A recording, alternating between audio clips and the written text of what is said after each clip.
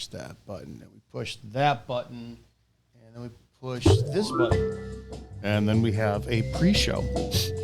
Because production, I gotta get the nose hair out before I click the screen over if people can see. Oh! Oh, man. At our age, it's very important. Trimming nose hairs and ear hairs. Oh, my God. I don't know where it comes from, but like every 2 months or 3 months, I look and I've got this long, it's like an inch long hair on the top. How did that get there on top of my hair? I'm like, what the hell, dude? And I shave. Be thankful you've got 2 months. I check every week and a half or so. That might be something too. All right, guys. Hi. This is the Rants of Izzo show here on Spreely TV. Speak freely. All things freely. All things spoken freely. We are a stream of consciousness entertainment show in the middle of your day where we cover everything from porn to politics. So every subject is on the table for having discussion. We're live. Live. For those who are listening on a podcast and you're like, man, I would love to join live. How do I do that? It's every Monday through Friday, 1 p.m. Eastern. Do the Google search on what time zone that is for you on Spreely TV. You can get it for your Roku, your Fire Stick, your Apple TV. There's a Spreely TV app. rantsofizzo.com. And if you're watching on a replay or the podcast, welcome. We do have a group chat to welcome everybody in as well, too. It's the Rants of Izzo show chat. There's a link, should be in the bio of every narrative you see where this video is at. And don't forget today's show is sponsored by, Forze Training. 10-year established Forze 24 training gym. I did pronounce it right. Forze in Italian in Italian, Forze means strength. It's expanding nationwide through joint ventures and franchising. Pay attention if you are somebody who's an entrepreneur. We are a 24/7 weight training specific concept with multiple revenue streams. There's minimal staffing requirements, and the reduced operating cost model makes it ideal for, I would say, very lucrative based entrepreneurs. Interested operators and investors should contact us at Forze Gym, that's FORZEGYM.com/franchise, or email them at Forze, FORZE, @outlook.com. Guys, if you want to sponsor your show or have it featured here on the rantsofizzo.com and Spreely.tv, send a text, 708-982-0974. Say, hey, man, how do I get involved with sponsoring on your show and getting my stuff right? Well, you send a text and you find out. That's how that goes. But, you have to want it bad enough. All right. Welcome to the Rants of Izzo show. We're going to start the show now because it's time to do that. So, excuse me while I push some buttons.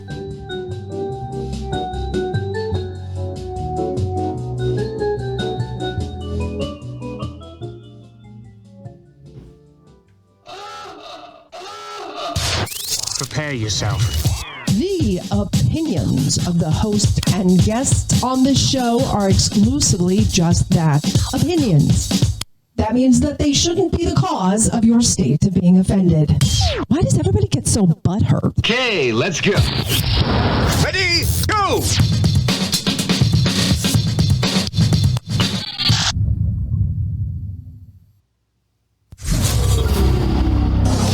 Sit down, shut up, and pay attention.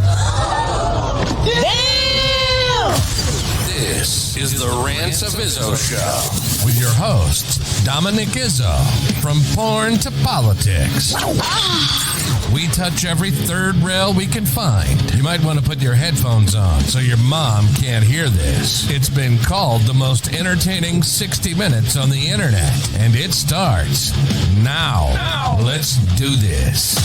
Hey, good afternoon. Welcome to Thursday, the Rants of Izzo show here on Spreely TV, all things spoken freely. Spreely is a free speech platform where you get some fantastic shows like the Burn Pit podcast, Report and Opine, the Evening Rants, Shannon Joy Show, Pete Santilli, and a lot more.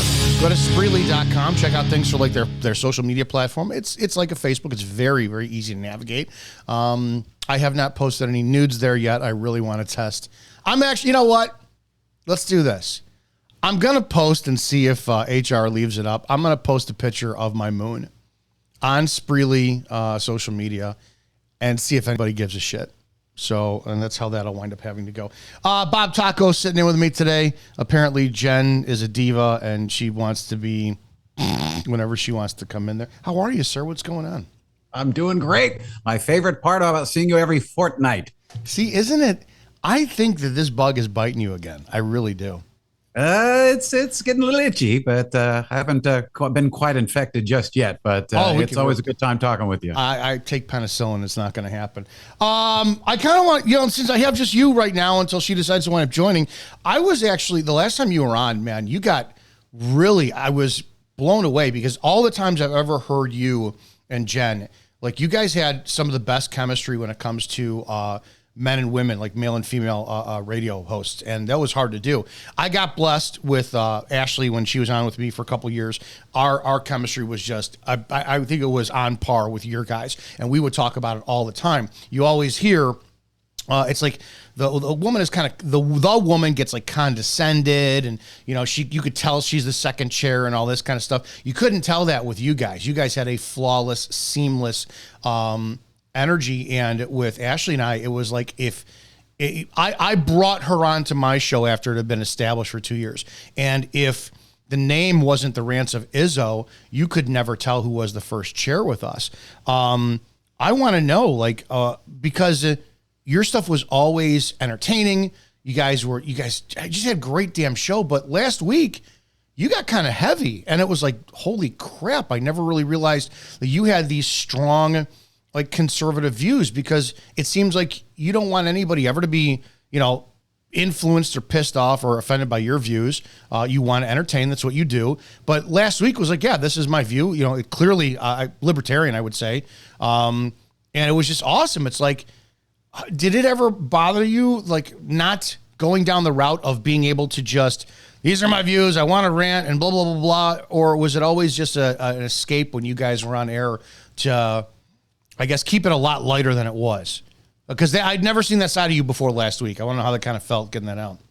Never. Okay. No? It's not that it never happens. I try to keep things on the shallow end of the gene pool, but every now and then I'll just kind of wander over, get a cramp from going into the pool too quickly after I have a heavy lunch. And then before you know it, my aches and pains just kind of bubble up to the surface and I just start talking up a storm. And I enjoy that for one reason. Besides the negativity, I try to make it passionate and not negative. And sometimes it's that line between the two blurs with me. But on the other hand, when I get going, sometimes I will either blank out and somebody will tell me about it later. And I'm not kidding about that. And two, I enjoy it because when I get off on that tangent, upon another tangent, I'm hearing the words out of my mouth at the exact same time you and anybody else who happens to be listening is hearing it. So if that makes any sense, I become my own audience. And I'm like, what in the hell is he going to say? And outside of my subconscious terrestrial radio filter, to keep things on the G-rated, possibly PG-13, I'm as surprised at some of the crap that comes out of my mouth as you are. I thought I was the only one. People don't get 99% of my content, written or social media, videos, anything, is always first take. And it's not that I'm that good. I don't know who I am when I'm doing it. I've always said it's like, and I'm like, maybe it's the Holy Spirit being a vessel through me because, Holy Spirit influenced man to write. But I doubt the Holy Spirit would write half the shit that I say. But it's like the same thing. I'm going, man, I know exactly what you're talking about because I don't do show prep.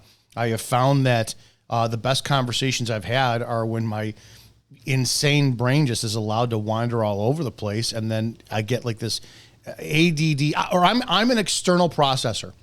And I warn anybody I date, this is how I am. You'll ask me a question, and a normal person can give you an answer in 20 seconds. It will take me 20 minutes to give you an answer that I need to articulate. And then I'll interrupt you when you're talking because you struck another point. Yeah, what you just said was 100% on par with that. Damn, I thought I was the only one. Wow. That's what makes people...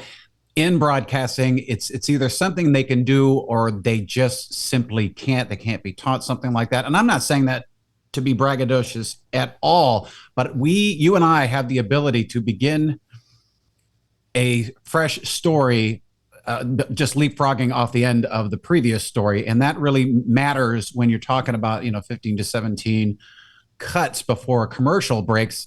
And I think terrestrial radio kind of kept me in place because every now and then I would get off on a tangent, get too deep, too weird, too dark. And then all of a sudden, looks like we're going to have to take a bottom of the hour break in your news and weather, blah, blah, blah. And then I can regroup, count backwards from 10 and get back to the fun side. But I remember you and I'm just assuming the reason why we love this so much is we started with an appreciation of what it takes to do it. It's not easy. We've heard, all our lives when somebody was on television or radio, they're like, wow, that's cool. I wish I could get paid to just sit around and talk all day. All right, get on and talk all day. You'll be amazed at how long 30 to 45 seconds can actually be before you run out of shit to talk about. Mm-hmm. I did when I first started this. It was I got into the podcasting, and I liked the fact that we were on a live platform because that gave me pressure, and I perform better under pressure. And I told a buddy of mine, "Someone do podcasts." He goes, "Oh, so many people try that, and they just don't do it, this and that stuff." And that I work best on negative reinforcement. I keep trying to tell people this. Like if you're like, "Oh, you're going to be great," and this, I'm like, "No, that doesn't work for me." If you're like, "No, you're going to suck, dude. You're gonna suck, and you're gonna be done within 3 episodes," I'm like, "No, F you. Now I'm going to show you."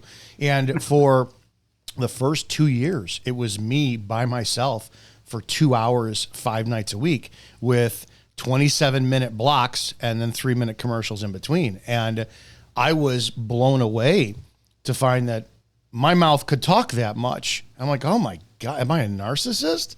This is insane. I know it's kind of ridiculous. I want to go off on some, cover some trending stuff and get your opinion on that, because this is where I can get you alone and ask you some of the more hard questions. But we see that we're heading into an election season. We see that our choices are between, 1 and 2. Give me a general feel from somebody who has a libertarian view. You do lean conservative. But how was your confidence level that, A, this November 5th, the election will be pulled off safely, soundly, lawfully, all that kind of stuff? And what do you see happening with the general tone of this, both sides of the mob lately? Well, it's boiling down to one thing, not to oversimplify it, because there's definitely a lot of moving parts, and tomorrow is not going to be the same as today. This afternoon is not going to be the same as this morning, and so forth. But I'm thinking from a concerned citizen and a voter and a worried to the point of where this country is headed, and then somewhat relieved that I don't have a generation beneath me. I have no kids, so my branch on the family tree will die when I kick off. But somewhere in the middle, still being concerned about other people's children, it comes down to if the election is fair. And that's the only thing that I'm worried about. And I remember just growing up and learning about polls and the influence of polls and sometimes just the complete irrelevancy of polls and whatnot. I have yet to be polled. And it might be because I don't answer the phone numbers that I don't recognize. Who knows? Maybe with people with too much time going, person, hello. No, I'm not doing anything for the next 20 minutes. I always think there's a certain type of people that get polled. Okay, that being said, people are being concerned that the Harris poll is rising, neck and neck with Trump, and in some cases exceeding it. And some people are like, "Are you worried about this?" And some people are like, it's crap." And that's when I kind of grew into a kind of a eureka moment about polls and how they can be manipulated and are manipulated. I mean, that's not black helicopters and conspiracy theories. I know they can be manipulated for a result from the people who want a result to go one way or the other. What they're trying to do, and this is going to get black helicopter, is they're going to try and cheat. I think they do every single time, and the only way they lose is if the other side is overwhelming. So it's too big to rig is the new phrase of the day seems to be.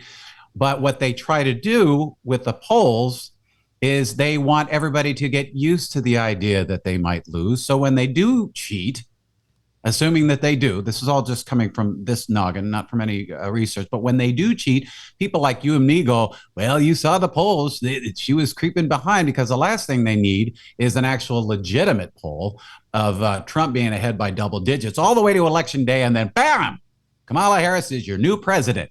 And people are going to go, oh, I don't think so. So back when I was a kid, I was never concerned with polls. I'm like, why would anybody care if somebody's lying about their polls? It's all having to do with election day. I think they try to prep the brain of an average concerned citizen like, man, that sucks. Well, I'm going to have to brace myself for 4 years of hell with Harris and Walz.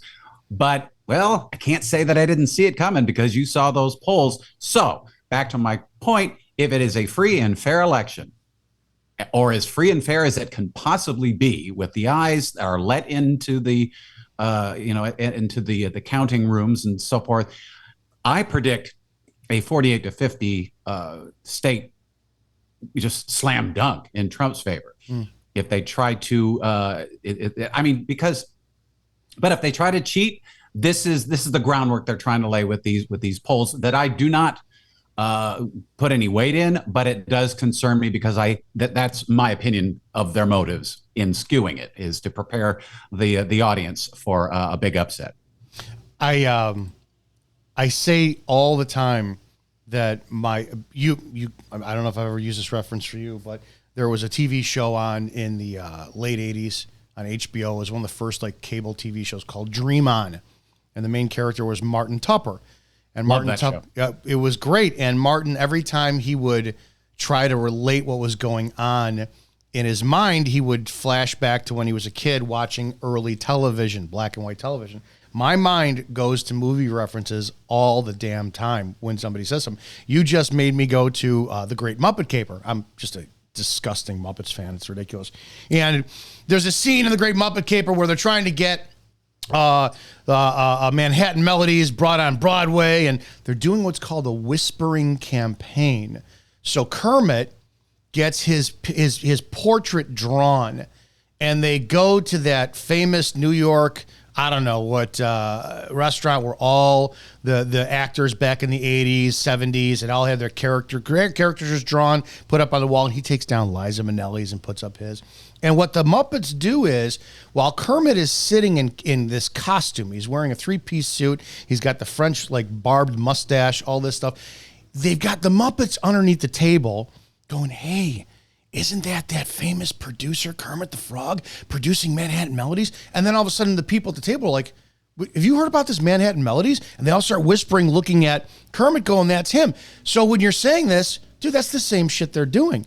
I'm watching I was on Twitter earlier today after I leave the gym, and this woman, I don't know who she is, 40,000 subscribers or followers, whatever, sits there and says, I just went to the grocery store and I talked to 4 people who were Trump supporters, and within 35 minutes, I got them to change their support, and they're going to be voting for Kamala Harris. And I'm like, that never happened. But here's the problem. How many people believe in this type of whispering campaign? When you're talking about polls and they come out and they say 52% of people actually prefer Kamala Harris, 13% support Donald Trump, and then the other, I don't know what that'd be, 30% support a ham sandwich, they're only taking that poll out of like 400 people. They don't ever tell you the numbers they do. So how powerful do you think that these whispering campaigns are actually going to be? And do they do it to somebody like you, or not you, but it's somebody that you're talking about going, I don't want to be left behind. I guess I'm going to vote for Harris so that when they ask me who I voted for, I did vote for Harris. Is this a powerful tactic? It is a tactic, and I'm going to meet you halfway, Dominic, is the whispering campaign, and it's almost generating hype by just creating false hype, almost like lighting a fuse. And then once it lights, you're just like, okay, I don't have to keep the flint going. It's on its own, and it almost becomes reality from perception. This, on the other hand, is 100% bullshit. That person that is, and I've seen him before, because you will not tell me that there is a single Trump voter, not one, that said, oh, Now that Biden's gone, I'm a fresh new voter now. I'm going to give Kamala Harris a chance, whether she's a woman, whether she's Indian, whether she's kind of black. Not that just doesn't happen, because it's still not the very popular thing to say out loud. You're a Trump supporter, so if you're going to back Trump, you know why. And I certainly know why. And if you wanted to get into a conversation of exactly why I think or thought he was a good president and will be again, I could give you concrete evidence.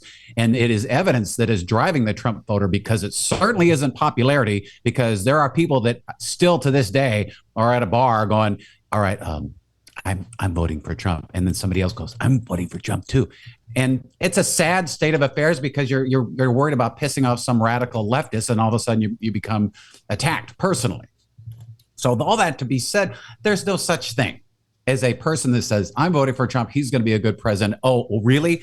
Kamala Harris? Oh, Walz? Wow. 2 socialists, 2 radical Marxists? I'm in. I'm all the way in. So that doesn't happen. What they're trying to do is just get you to believe that in certain grocery stores, there happen to be 4 morons that used to be Trump supporters and can be swayed. So back to my original point, when they try to steal the election, you're going to remember that, so you don't get the pitchforks and torches and march up to 1600 Pennsylvania Avenue. Yeah, I think that's exactly how that winds up going. I have a video I wanted to play if Jennifer got in here, but if she doesn't get in here, we'll do it ourselves. On it's kind of like Generation X. Like ours was the last of one that was what the hell am I trying to say? I'll play the video, but it led me to think, man, are we the last generation that I know I was easily influenced when I was younger, but I also had a discerning mind on things. I have to wonder if this current voting base is so hive-minded, blanketed, that the power of, I guess they're showing now that this Walz guy has stolen valor. He didn't serve the way he said he did. He had a DUI arrest. All this kind of stuff that they're going to be presenting. Kamala and her whole failed border czar policy garbage. They're going to present this to all the voter. The voter doesn't care. If somebody came up to me and they said, hey, like, we'll look at the Epstein flight logs. This is legitimate proof. It's not, oh, well, let's debunk it. Trump and Epstein were together on this flight. They went here, this and that. I would go, all right, I want to see an investigation. If there was whatever crime he committed was, well, I would want the person I voted for criminally held accountable. He made a statement the other day that was 11 seconds, and I'm sure there's more context to it, that said that he wants to give immunity to all police officers on a federal level. And I'm sure there's more to it. But I went, whoa, I won't give you my vote if that's your legitimate stance, because now all of a sudden you are saying that cops can go out and violate First and Fourth Amendment rights to effect an arrest on a state level. Is it a liberal mind, or is it a generational thing where they just don't care? I've said a million times, you could have the literal frazzle drip video of Uma Aberdeen and Hillary Clinton sawing off that girl's face and wearing it around like Anthony Hopkins, and they'd be like, well, I mean, the little girl, she lit a fire in their backyard and all. They would make excuses to vote. Why is it conservative versus liberal? Is it generation? What's with the hive mind? I know that Trump, like the MAGA people kind of have it. No, they don't kind of have it. They do have it. But what is this time in history more than ever? I see more hive-mindedness than I've ever seen in my life. Groupthink. I think that's what you're talking about. Just basically groupthink. And when they go on the man on the street and they ask you why you like Harris or hate Harris, or why you like Trump or hate Trump, you hear a lot of similar platitudes. Particularly when they say, oh, I don't like Trump. Why? Well, he's a racist. Well, can you give me an example? And it's just, they basically have just enough to fit on a picket sign or a bumper sticker. And if you press them with a follow-up question, they're going to fink out on you. I think, and this is the positive guy in me, I think that this has always existed. There have always been dim bulbs and dim wits and victims of groupthink, and that's what they're saying. Well, I don't want to be left out in the cold, so I'm going to say the same thing. I just think that because of the access of absolutely everything in social media, from TikTok to Twitter, it is more visible. And I think that's why you see everything in negative news that is just more visible. You're like, oh my God, this country's in a lot worse. I don't think so, because I don't really see it when I'm out at a bar or a restaurant or a movie theater or an airport or a shopping center. I see the clips online, because I think in a country full of 350 plus million people, if you want to find 10 examples of why this country is going to hell in a handbasket, you can find 10 examples if you scour the 50 states and then just chop it up into a nice minute and a half behind some real angry rock and go, see? And then people, even me, would go, damn. But then you calm down and say, okay, that's just somebody with an agenda. I just think that with all that's going on, it's easier for somebody to make their point, because there is just gazillions of pieces of evidence that they can put together in a nice little bite-sized video to prove that. So I don't think, now on the other side, I'm with you. I think Generation X was the last tough bastards. The 70s and 80s, big wheels, metal toys, metal swing sets. Yes. I mean, no helmets. I mean, these days when you see a kid on a bike with a helmet and the shoulder pads and the elbow pads and the shin guards and a shirt that says "I'm Mommy's precious little sugar pants," they're weak. They're weak. Now, if that makes it weak-minded, so they all of a sudden drop critical thinking altogether and just parrot what they heard their teachers say, that is also the case as well. I'm not stupid enough to just say, nah, it's the same thing. It's just they just know how to pump up, negativity. It's a little, I really think it's a little from column A and column B, but I'm not ready to throw in the towel yet, because if honestly, now between you and me, if this country was so bottom heavy or top heavy with stupidity, it would be unsustainable. And be gone and basically collapse under its false underpinnings of generational welfare and food stamps and disability checks. We wouldn't last as long as we have. So I think that there is awful lot of people who don't have a microphone, who don't have a TikTok account, or are just sitting at home waiting for November 5th to roll around, 6th, I don't know anymore, early November, to cast their vote. Hope the hell it's fair, and then so they can get back to their lives. So I don't think I answered your question, because there's no commercial break to shut me up. But I hope there was something in there that you understood or at least got. Yeah, I did, and we'll pay some bills here in a second. Speaking of that, because I got to get back to that. The whole damn friggin'. Can I get it? I need a fucking intern. Hi, kids. This is the Rants of Izzo show today, and it's the break time to pay the bills. All right, here's the deal.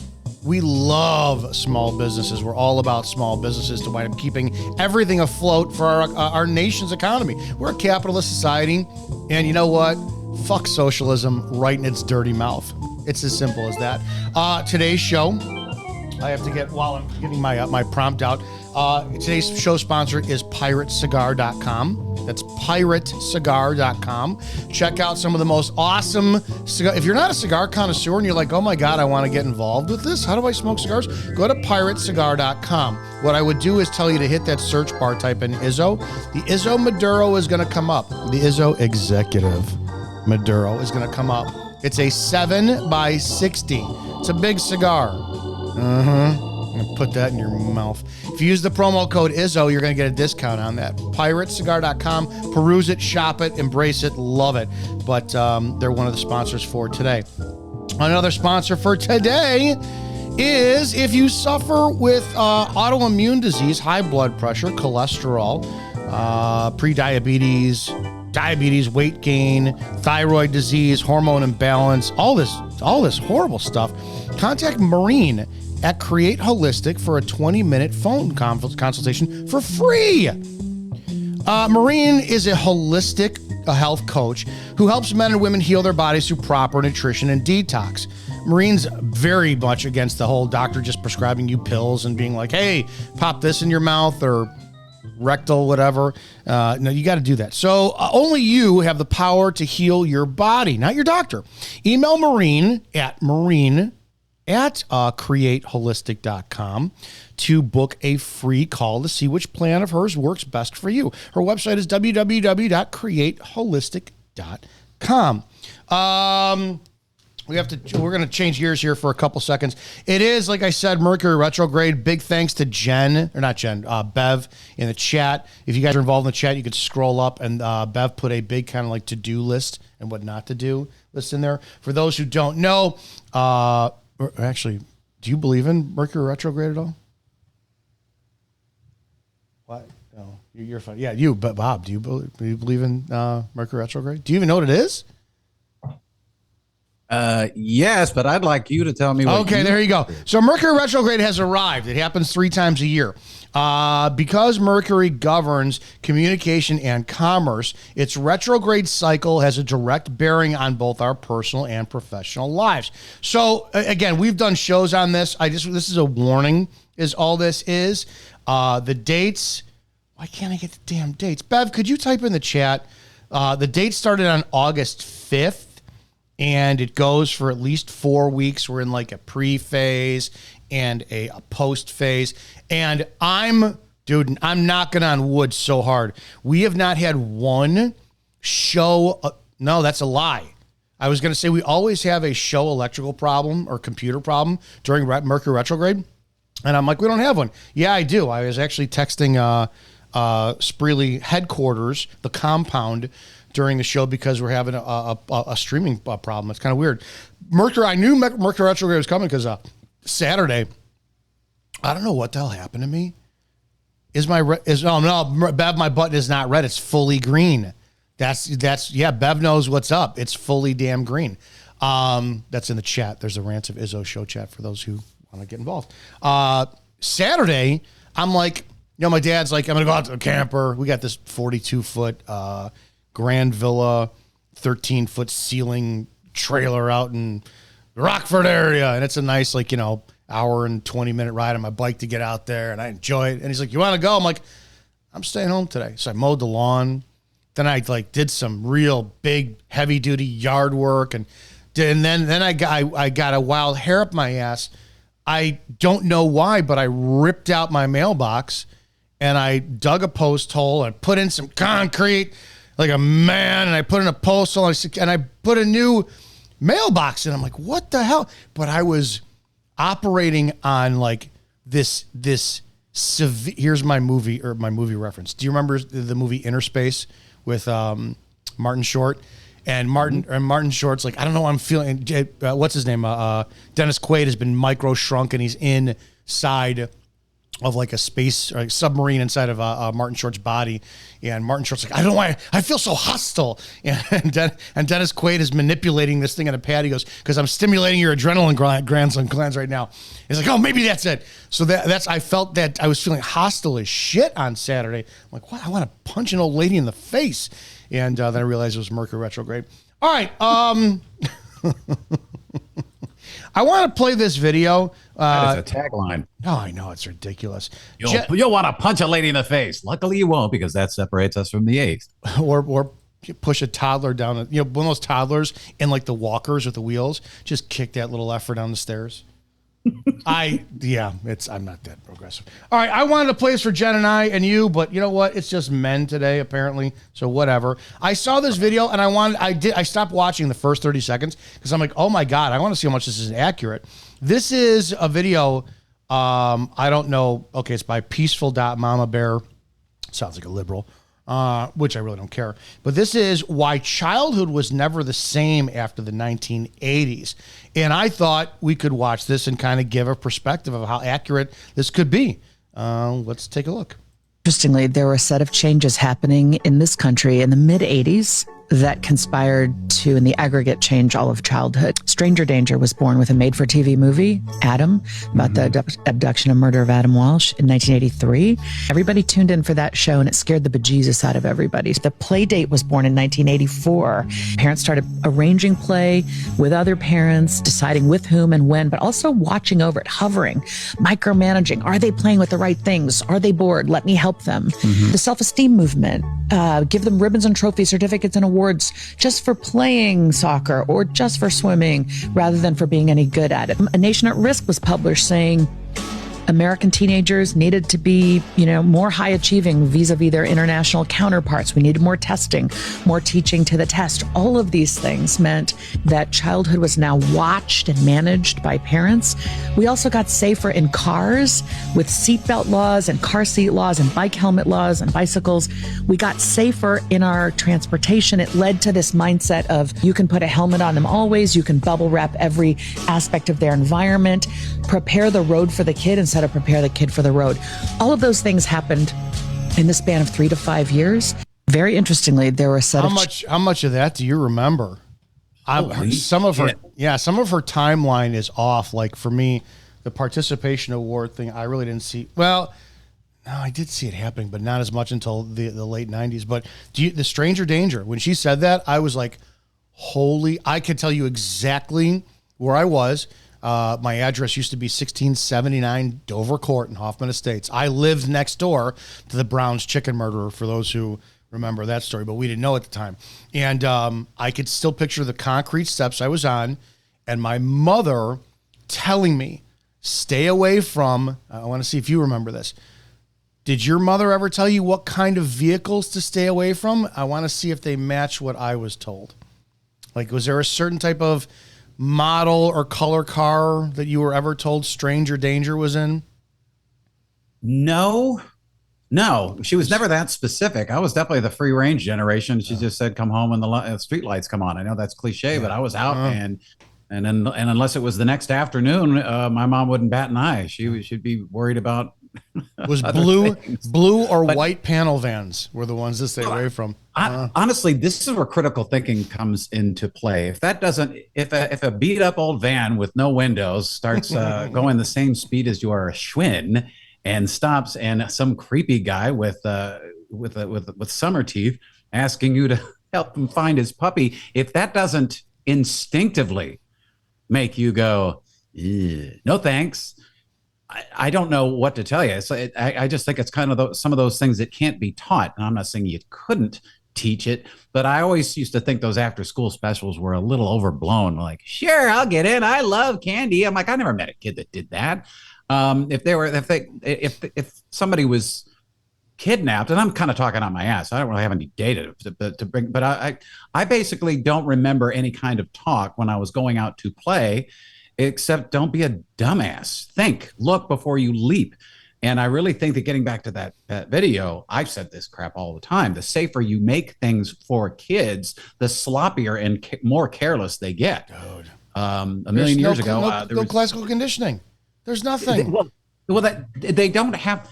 First of all, you need to be scared in order for you to stay alert. If your parents are in a helicopter 2 feet away from you at all times, you can walk alongside a cliff and they'll catch you before you fall to your death. You can walk into the train tracks. They will scoop you up before the train comes. You are not taught to look out for yourself, and then you're just conditioned to be a dipshit.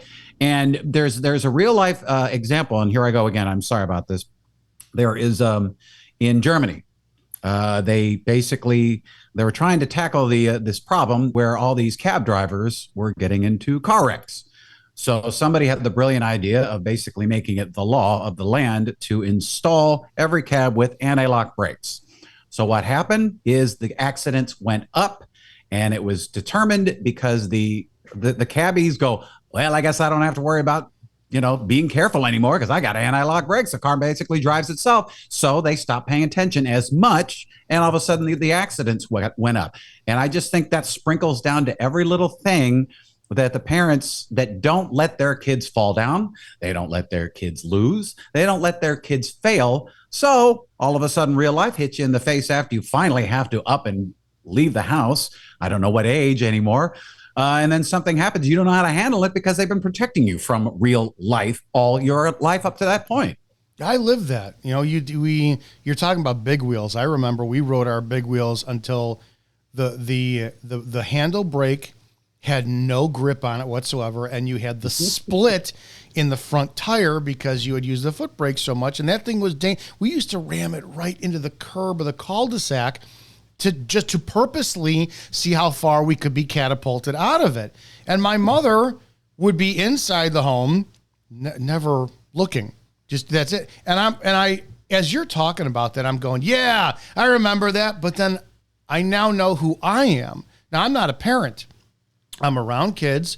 I'm around my cousins who they have their own children who are 10 and under. And I get ultra paranoid when I see them climbing on something, doing so. I'm like, no, but they're not my kids, so don't say anything. I just, within the last couple of months, started coaching wrestling for juniors. So you're talking 10 and under. And if like one of the kids is not where they're supposed to be, it's like, I'm responsible for this kid. I get ultra paranoid, wondering how the hell do these parents not micromanage? So I wonder, how the fuck did I go from the generation of, dude, if you got your knee split open, you sprayed Bactine on it, and you went right back. It stung. Your mother blew on it. There you go. All better. Get your ass back out there. You were fine. To now, I'm of that generation, but now I'm helicoptering over these kids. What the hell?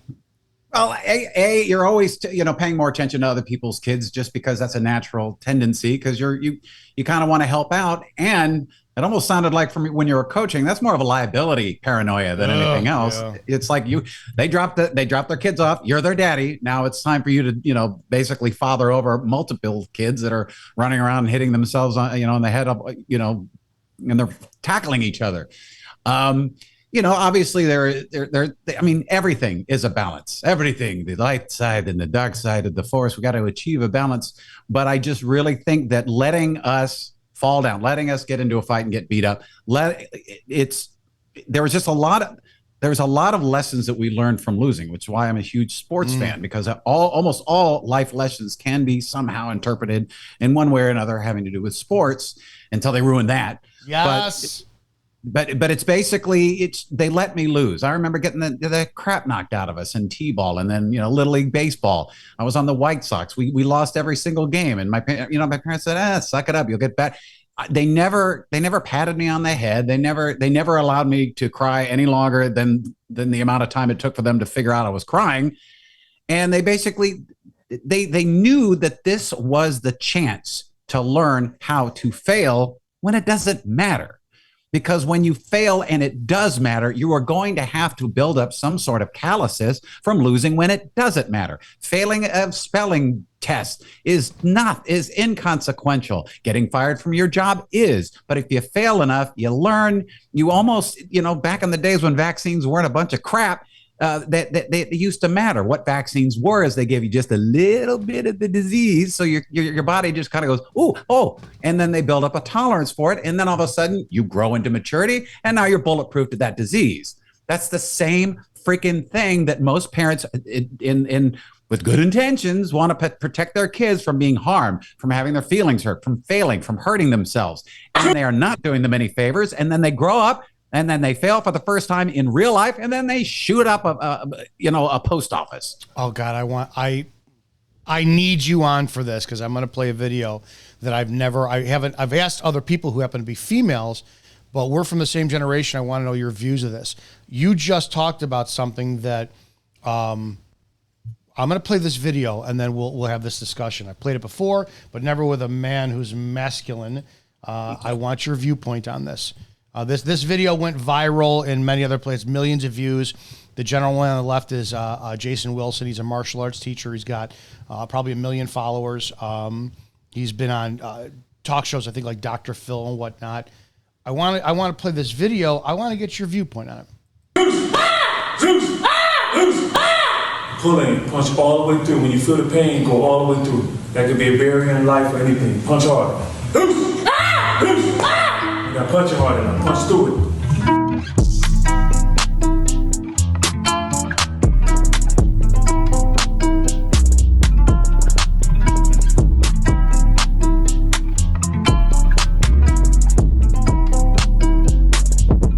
You feel pain?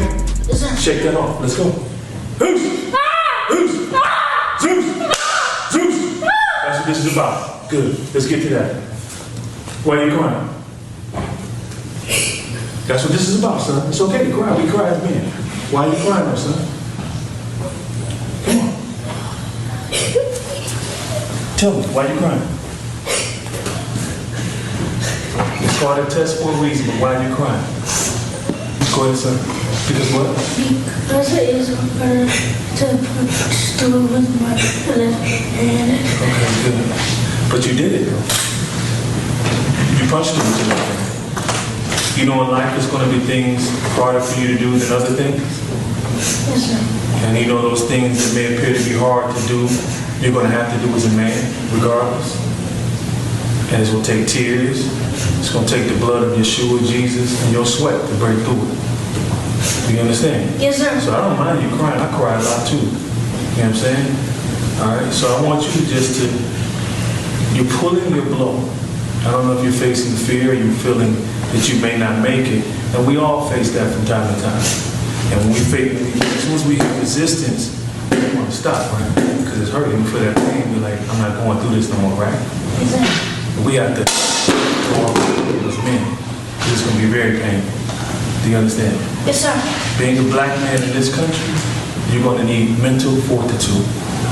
You're going to have to be strong here more so than here. I kind of want to pause it there because I don't want it to go into the social issue. And I'm going to ask you your opinion on this. What I like about this is I'm a very big praise in public, discipline in private type person. I think that the message he delivered is fantastic. I think that his whole teaching capability with the demeanor is awesome.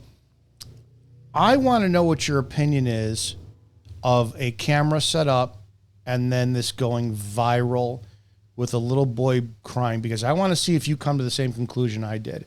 I kind of fed you some information, but tell me what your thoughts were. It's funny when you paused it, I was starting thinking like, oh, don't go that direction. But up to that point, I loved every last bit of it up until and because of the fact that he put a camera on there, because then you and I couldn't talk about it and praise it for what it is. And it was basically just making a man out of a boy. What I really liked about it is when he started crying, he didn't yell at him for crying. He didn't tell him to stop crying. But he didn't change anything about his demeanor or his tone. He didn't shout. He didn't coddle. He just kind of kept talking. And then before you know it, the kid had stopped crying and was just answering his question. Because when you cry, it is a sign of weakness. And I know he's a child and it doesn't really mean it's a symptom of a bigger problem. It's that they cry easier when they're kids. And when you don't go, okay, it's okay. Because, let's face it, how many times in the playground did you see a kid crying? And then when the parent is there to try to make them feel better, the tears really start going because they're getting all sorts of fun attention for crying. And they're getting all sorts of, positive, adulation, love, comfort. And he just basically said, hey, why are you crying? This is why the lesson is. And he just kind of kept talking without actually addressing further than the actual comment of the crying. And the kid was just like, he would answer the questions and say yes, sir, and his tears were gone. And he actually got through the lesson. And if he said that, I don't know if he got backlash for it. I'm assuming that he did, because there's a lot of really ultra sensitive people out there. But these are kids that have not been kidnapped by their families and have been sent intentionally to toughen them up. And he's doing exactly that, giving them their money's worth. Am I an asshole? He got massive praise for this, and as he should. Everything he did in that video, I think, is spot on, except for releasing it publicly, because this is what started to happen, which I think that putting this video is one of the worst things in the world for boys ever. All of a sudden, it's performance for acceptance. Everything you just said is accurate, right? I talk about this quite often. I grew up in probably the least affectionate Italian household in the family. I'm not faking this. I do not have a single memory of my mother ever telling me she loved me. I just don't. She's written it in I have a screenshot of where she texted in a comment once, but I don't ever remember her telling me that. We never closed out conversation. We never hugged. No kissing on the cheek, nothing. If my sister goes to do it to me today, I cringe because I'm like, we just didn't grow up with it. I cried once after a wrestling match because I lost and I didn't lose. I know I didn't lose. And it was, get it out of your system. Done. The problem with releasing this video is we're so this toxic masculinity. Men, being stoic is wrong, which we know as grown men. Yeah, try that crying shit in front of a broad who thinks, oh, I love you. Okay, I'm going to cry for 20 minutes. Let's see how long you're attracted to me for. No, I want your vulnerability. Okay. The other kids who saw this and this kid going viral, this became, oh, if I cry in class, I'm going to get attention like little Johnny did. And all of a sudden, he started getting other kids that were crying. They were purposely, maybe subconsciously, they were still 10-year-old boys, but teacher's going to single me out, give me that father-like praise that I desperately need when I'm crying, because as boys still too, I talked about this to somebody else a couple of days ago on the show. I still, even at almost 50, I gravitate towards men who are father figures. My dad is my closest fucking friend on the planet. He's my father. I'm still intimidated of him to this day. But if a man presents a father figure type energy, I'm like, yes, sir. I become a snap in file number 2. Boom, instantly. Do you think that showing the world publicly, hey, we want boys to cry, which wasn't the message. The message was it's okay to. Do you think it was delivered wrong? Because I saw that and went, oh shit, you're just classically conditioning boys now to go from keep your feelings inside, because the world doesn't give a shit about men and their feelings. It just doesn't. Deal with it, because you will find a way to deal with it as a man, versus no, let it out and go cry publicly. Because if this kid goes out in the streets, cries to somebody he doesn't know, hey, I want to express my feelings, he might get shot, stabbed, beat the shit out of, made fun of, whatever. I thought that this was one of the worst things in the world to ever release publicly. Okay. Well, it just really depends on how you look at it, because we're looking at it. I mean, it's almost like a catch-22. Mm-hmm. We couldn't comment on it or have a discussion about it had he not posted it. We would be stuck with anecdotal, stuff growing up, which is fine. That opens up a lot of other ridiculous questions that you're obviously not asking me the question for, but like, did the kids submit to it? Did the parents say it was okay? If he got everybody's permission, then it's really a non-issue. I just think that he dealt with kids crying the right way. He's not trying to basically raise a bunch of robots. But he's not trying to raise a bunch of crybabies. To me, I think he found that balance. Like, it hurts and you're crying. But if this doesn't surprise you, or if you know how to handle pain better, the tears will start getting less and less, and he'll cry less and less. I also was looking at the other kids. None of them were giggling. Yeah, their discipline was great. What's that? Their discipline was great. Yeah, they weren't going he cry baby. None of that happened. They basically respected the lesson for what it was, and I think I did too. If I got it right, if I got it wrong, then I don't know. It was a great lesson. It triggered me, because I was a very weak boy. Before I started wrestling, I was a very weak boy. And if that was me in class, my mind would, because of the shit that I lacked. My dad worked 12 hours a day growing up to provide. He just was not around. He was around, but he just wasn't around. So my mother raised us. And since I didn't get the affection, attention, anything from her, and there wasn't a male role model, he was providing nonstop, I would have been like, oh, I get to cry, and the teacher, I would have done that for more attention. It would have affected me. Oh, there's the Pavlov dog's dinner bell right there. Well, I cry and get attention. Well, it's like the lesson's not going to hit everybody the same way. If people that are coddled are going to take it the wrong way. If you take it the right way, then I guess maybe you don't even need a lesson in the first place. But it's when you grow up and we're grown men, we're in middle age. Later than that, we're on the twilight of our lives. If you really get down to it, we certainly got a lot more years behind us than we do ahead of us. When we think back fondly of our heroes, be it a teacher, be it a coach, be it your own parents, your memories of what you hated when you were a child are your fondest as an adult, if in fact they did it the right way. My favorite teachers were the toughest teachers. My favorite coaches were the toughest coaches. My favorite memories of my dad is when he stopped me from crying and basically explained to me why this happened to you. Get over it. He didn't try to tell me to stuff my emotions down. That's impossible. You're a kid. But he knew the difference between crying because you were in pain or you were legitimately hurt, or crying because things didn't go your way. Tears are just not a universal thing. Sometimes stress can make you cry, and that can happen to the toughest people on the planet. But if if you're raised right, and you look back at those tough bastards that influenced you and basically did their part to make you to the person you are, that you are proud of being today, then you have to recognize the harshness of the people that influenced your life, that the opportunities they had to teach you those lessons.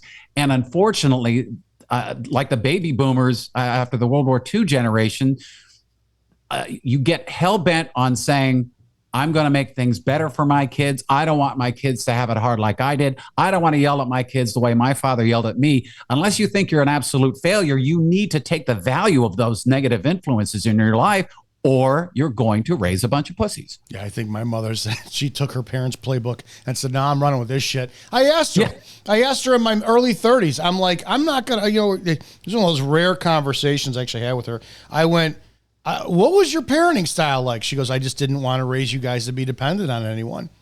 And it was like, okay, it sucks. You were a fucking cold bitch and we all turned out very productive members of society.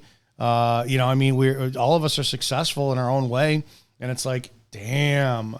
I have a question for you, yeah, if I may interject. You said that, because I'm married to somebody who didn't hug, has family that never told her that they loved her, but she knew that they did. You probably never doubted, except maybe in your earlier lives when you were as a frustrated, when you're an adolescent. But is there any question in your mind that your parents loved you? No, yes, there is. My father, no.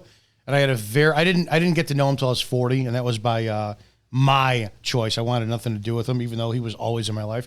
My mother, it's a bookend. We grew up terrified of her, fucking terrified of her. And then in my 20s, it was like she was just there, whatever, 30s, whatever. Later on in life, when I started to become an entrepreneur and I left law enforcement, I started to stand up for the things that I believed in, and I went through what I did in my department, all this shit. Like I'm sure in some way psychologically I did things for her approval. I owned a gym. I wrote a book. I ran for fucking Cook County Sheriff, the second largest county in the nation. I did a ton of things that never got a pat on the back. The gym I owned was 6 miles from her house. She never stepped foot in it until the last year when I closed, right before I closed it, right? So she was very hard on shit. So I always wondered towards the end of her life, which was, since I didn't play it safe and just stay with my cushy government job, was I a failure in her eyes? Was she disappointed? So I think out of obligation, of course she loved me. I don't think she was proud of me. I don't think there was nothing. There was a lot of jealousy. Her mother, our family was all fucked up. When my mother was cleaning out my grandmother's home after she passed away, she found a letter that my grandmother had swiped from the mailbox in the 60s. It was an acceptance letter to the University of Chicago, and that's for my mother, but she didn't want my mother to go to college, so she never gave it to my mother. And my mother sat there, and she was just fucking destroyed, like that her mother did that to her. And then my mother wanted to be a cop, but my grandmother wouldn't let it happen. So, of course, when I go through this huge thing, go to the academy, graduate the academy, my mother doesn't want to go to the graduation. I'm like, what the? So, yeah, I think that there was some trauma in her that she resented in the success of her children.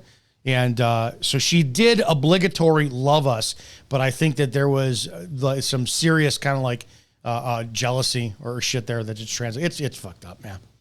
Wow. Yeah. And I've definitely heard that before. They do exist. And the ones just jealousy, petty jealousy as an adult. And that when that really sucks is, on one hand, you want, you got parents that are spoiling their kids rotten. And then you got the other ones that are just beating them so hard to the point where, like, wait a minute, this isn't discipline. You're just taking it out on them because of your own frustrations about what your life could have been or should have been. And you're bitter because of it. And you never outgrow it. And I've seen that being in education. I've seen parents not want their kids to go to college or even graduate high school in some cases. And they would say everything except saying it bluntly. My life was hard. Why should your life be any better? And that's real. That's a reality. Unfortunately, there are people out there, and they are responsible for little lives and guiding them in the wrong direction. And in that case, with every abusive, and without anything else to call it, in that kind of abusive relationship, whether it be physical or spiritual or mental, you have two choices: be just like them or go the opposite direction. My youngest is none of my family really listens to the show, thank God. My youngest sister is turning out to be exactly like my mother. She sat there and my mother, everybody left except for the baby.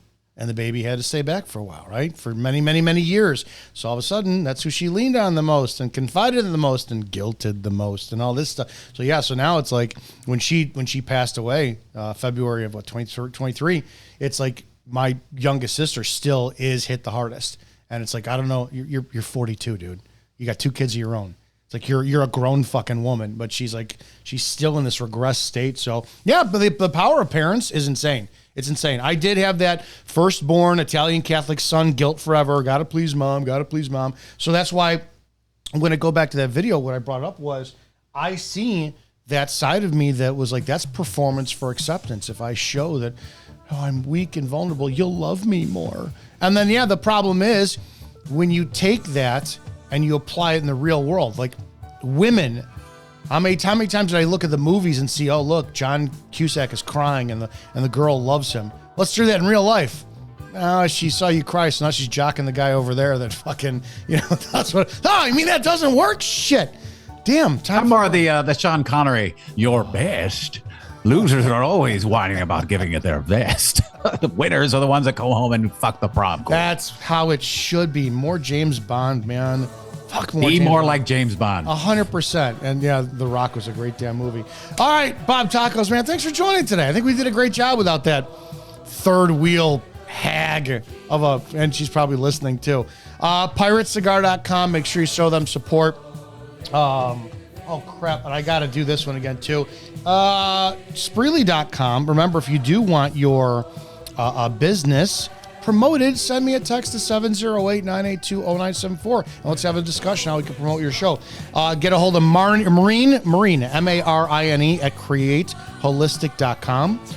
Go to createholistic.com and check out all that she has to offer and schedule your free 20-minute phone call with her. Guys, have a great, awesome damn day. We'll see Mr. Tacos in a fortnight or two. And go help somebody today. If you can't help them, just don't hurt them. See ya.